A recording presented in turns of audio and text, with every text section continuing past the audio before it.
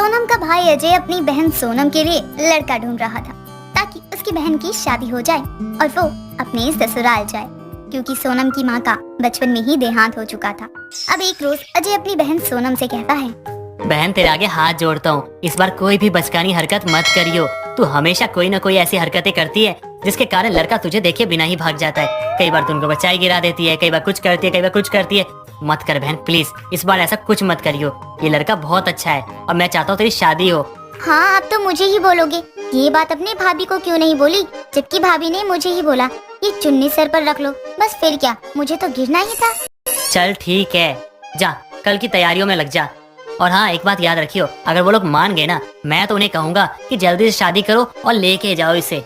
हाँ हाँ क्यों नहीं, मैं तो आप सब पर बोझ जो बनी हुई हूँ। अब अगली सुबह करीब 11 बजे लड़के वाले सोनम को देखने आते हैं और सोनम भी हाथों में चाय की ट्रे ले आती है। जी ऐसा है, लड़का लड़की दोनों एक दूसरे से बात कर लें तो अच्छा रहेगा, क्योंकि जीवन तो इन्हीं दोनों को साथ में बिताना है ना, हमें थोड़ी ना। हाँ अंकल जी आपने बिल्कुल सही कहा, यही लोग बात करेंगे, इनका फ्यूचर है। जाओ जाओ तुम लोग बातें करो और हम लोग अपनी बातें करते हैं। चलिए अंकल जी कुछ लेन देन की बात कर लेते हैं। सोनम और अनिल एक दूसरे से काफी समय बातचीत करते हैं और अनिल को भी सोनम पसंद आ जाती है। तो क्या फैसला रहा बेटा आप दोनों का? क्योंकि मुझे तो लड़की में कोई भी कमी नजर नहीं आ रही है, बहुत ही प्यारी बच्ची है। अगर तुम दोनों की शादी हो जाएगी तो दोनों साथ साथ बहुत सुखी रहोगे। मुझे ये रिश्ता मंजूर है बाबूजी। दोनों एक दूसरे को पसंद कर लेते हैं। अब किशोर शादी की डेट फिक्स करने में भी देरी नहीं करता और दोनों की शादी भी जल्दी ही हो जाती है। अब सोनम अपने मायके से विदा होकर सीधे ससुराल पहुंचती है। आओ बहू, अपने पैरों से इस कलश को गिराओ और अंदर आओ। मुझे तो जहाँ तक पता है कि मेरी सास नहीं है, लेकिन ये कौन है? कहीं मेरे ससुर की आइटम तो नहीं? क्या बात है अनिल, बीवी तो बड़ी ही सुंदर लाया है तू। आज कुसुम होती तो अपने बेटे और बहू को देखकर बहुत खुश होती। हाँ हाँ बहुत इच्छा थी उसे अपने बेटे की शादी को देखने की, लेकिन आज वो जहाँ भी होगी बहुत खुश होगी। बहू ये तेरा कमरा है और तुझे कोई दिक्कत हो तो मुझे अनिल से कहकर बुलवा लियो। मैं पड़ोस में ही रहती हूँ। अच्छा आप पड़ोस में रहती हैं, मुझे लगा कहीं आपको और ससुर जी का कुछ चल रहा है। राम रे राम, बहू ऐसा कुछ नहीं है। मैं तो बस कुसुम के जाने के बाद अनिल और बुढ़े को देखने आ जाया करती हूँ कि कैसे क्या कर रहे हैं दोनों। और तू तो मर्दों को जानती है, उनको कितना ही आता है घर चलाना। समय बीतता है और बिना माँ की सोनम अब ससुराल में आकर अपनी सास का भी प्यार नहीं पा पाती।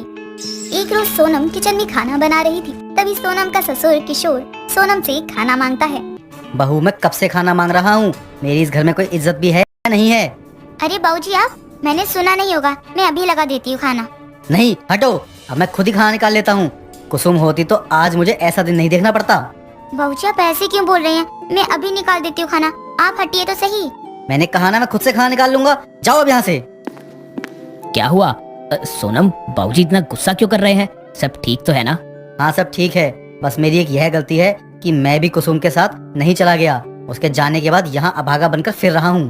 बाबूजी आप क्या बोल रहे हैं? अरे क्या हुआ, कुछ तो बताओ। आपको सोनम ने कुछ कहा है क्या? क्या हुआ सोनम, तुमने बाबूजी को कुछ कहा है क्या? अरे तुमसे अगर काम नहीं हो रहा तो मुझे बताओ यार। किशोर तो सोनम पर गुस्सा होता ही है और बिना सोचे समझे अनिल भी सोनम पर गुस्सा हो जाता है, जिससे सोनम अपने कमरे में जाकर रोने लगती है और खुद से कहती है, बिना बात बाबूजी ने मुझे सुना दिया और इन्हें तो समझना चाहिए था ना, इन्होंने भी मुझे इतना कुछ कह दिया। आज मेरी माँ होती तो मैं अपनी माँ से अपना ये दुख पाट पाती।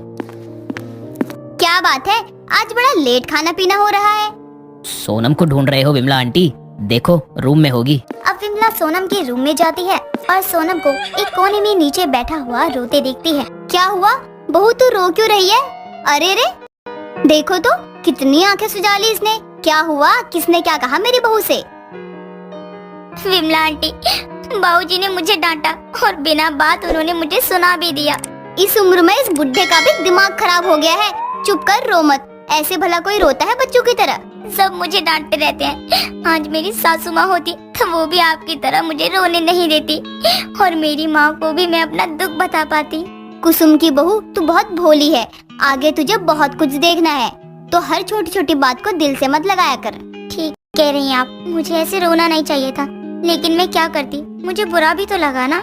सोनम हर छोटी बातों का अपने मायके में भी अपनी भाभी की बातों का बुरा मान जाया करती और यहाँ तो उसे अपने पति और ससुर की बातों का भी बहुत बुरा लगता है। लेकिन विमला के समझाने के बाद वो खुद को समझाती है। एक रोज सोनम किचन में काम कर रही थी, तभी उसे बाहर से लड़ने की आवाज सुनाई देती है। ये आवाजें तो बाहर से आ रही हैं, सब ठीक तो है ना? अरे ओ कुसुम की बहू, अपने बूढ़े को समझा ले, इस उम्र में मुझ पर लाइन मार रहा है। बहू अंदर जाओ, ये नाली के पानी का झगड़ा ऐसे निकाल रही है। बड़ा आया औरतों से मुंह लगने, तेरी बीवी भी तेरे ही चक्कर में मर गई गम से। घर तो संभाला नहीं जाता और चला है मोहल्लों की औरतों को लाइन मारने। क्या बोली मेरी सास के बारे में? तू होती कौन है मेरे घर परिवार के बारे में बोलने वाली? और अगर तूने मेरे बाबूजी के बारे में कुछ भी उल्टा बोला ना, तो यहाँ से अपने घर नहीं जा पाएगी। विमला ले जा इसे, मैं घर की बहुओं के मुंह नहीं लगती, ले जा। क्या बात है कुसुम की बहू, आज तो कांता की बोलती बंद करवा दी तूने, जो किसी ने नहीं की। बहू इसका आज का नहीं है, इसका हर दिन का है। हर दिन किसी न किसी से लड़ती रहती है, वो भी बिना मुद्दे के। चल बहू चल, बहुत हुआ आज के लिए। आज के बाद तेरे ससुर से क्या, किसी मोहल्ले वाले से भी लड़ेगी नहीं। सोनम कांता की एक बार में ही बोलती बंद कर देती है। अब विमला सोनम को लेकर घर आती है। अरे विमला आंटी, आज तो मैं उस कांता की अच्छे से खैर लेती। कई दिनों से मैं उसे देख रही थी, घर के बाहर आकर चिल्ला कर जाती थी। बहू उसका हर किसी से झगड़ा होता है, लेकिन आज तूने जो भी उसे कहा उससे उसे भी समझ आ गया होगा कि कोई तो है जो उससे लड़ सकता है, तभी तो वो चुपचाप चली गई। हाँ बिल्कुल बहू, आज तो उसे भी पता चल गया होगा कि तू भी किसकी बहू है। सोनम धीरे धीरे ही सही अपने परिवार को समझ रही थी। अब अगली सुबह सोनम झाड़ू लगा रही होती है, तभी कांता का आना होता है। अरे ओ कुसुम की बहू, कहाँ है? ये मैं तेरे लिए खीर लाई थी, तेरे ससुर को बहुत पसंद है ना, मुझे पता है। तू मुझे देखकर सोच रही होगी, कल लड़ी है और आज ये खीर। मैं तो तुझसे माफी मांगने ही आई थी। आंटी देखो ऐसा है, आपने जो भी बाबूजी के बारे में बोला मुझे बुरा लगा, और तो और माँ जी के बारे में भी आपने गलत ही बोला, ये थोड़ी ही अच्छी बात है। अरे बहू गुस्सा छोड़ना, पड़ोस की बात है, कब तक गुस्सा रहेगी अपनी माँ समान पड़ोसन से? ठीक है, ये खीर तो मैं रख लेती हूँ, लेकिन आप भी माँ बनो, तभी तो मैं आपको माँ जैसा सम्मान दे पाऊंगी। सोनम को भले ही अपनी सास और माँ का प्यार नहीं मिला, लेकिन वो धीरे धीरे ही सही सभी जिम्मेदारियों को समझ लेती है।